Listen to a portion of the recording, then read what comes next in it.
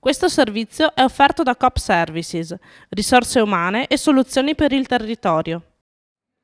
Sono stati scelti 2 locali del comune di Badia Polesine per far svolgere la prova finale del corso di specializzazione in decorazione pittorica, edile ed architettonica promosso da Coop Services di Este su finanziamento pubblico, un esame andato a buon fine in tutti i sensi.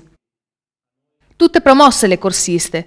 Il municipio badiese si ritrova con il soffitto della saletta d'attesa dell'ufficio del sindaco e quello dell'ampio vano d'accesso che porta ai diversi uffici del primo piano, decorati in stile Liberty, che ben si accosta alla prestigiosa decorazione della sala consigliare, opera di Amedeo Bianchi nel 1908 e restaurata a fine degli anni '80 del secolo scorso dal professor Ivan Tardivello. L'intervento finale, iniziato a fine agosto, si è chiuso il 20 settembre. Sul significato di questo intervento abbiamo sentito Marco Lazzarato, docente all'Accademia di Belle Arti a Bologna e responsabile del corso.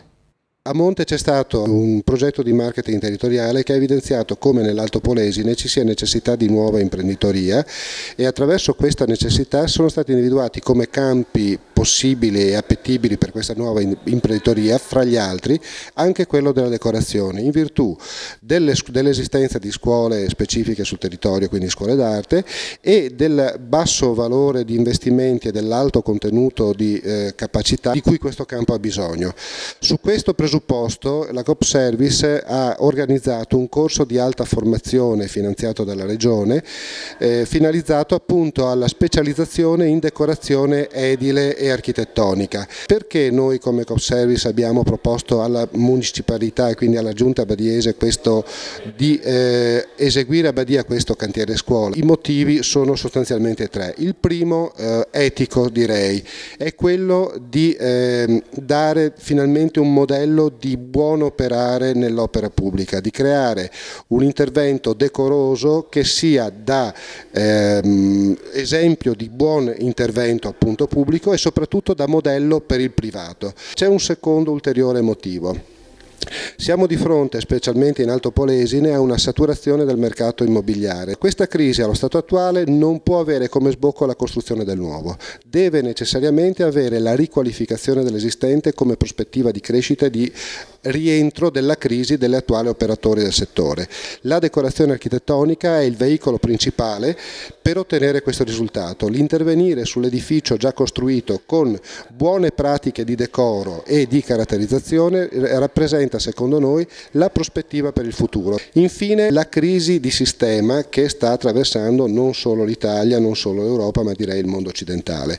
Di fronte a una prospettiva di deindustrializzazione dove abbiamo poli industriali che vengono dismessi da un lato e crisi del modello del pubblico impiego dall'altro dal punto di vista quantomeno dell'assorbimento occupazionale, l'artigianato ritorna ad essere una seria prospettiva di lavoro per le nuove generazioni. Dall'assessore alla cultura del comune di Badia Polesine, Cristian Sartori, abbiamo raccolto le valutazioni dell'amministrazione comunale. L'amministrazione comunale giudica il risultato positivo, l'aver potuto recuperare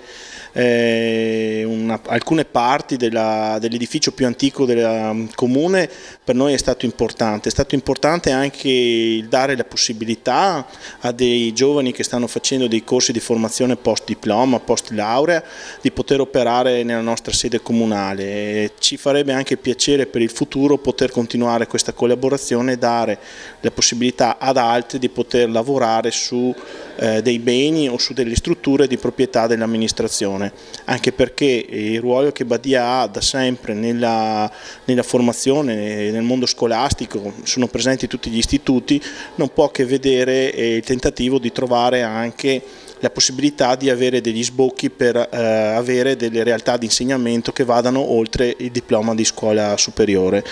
Alla decorazione delle 2 sale hanno partecipato Jessica Di Sarò, Gaetanina Verdecchia, Natalie Antonioli, Vera Vitali, Barbara Bulgarelli e Valentina Bissoli.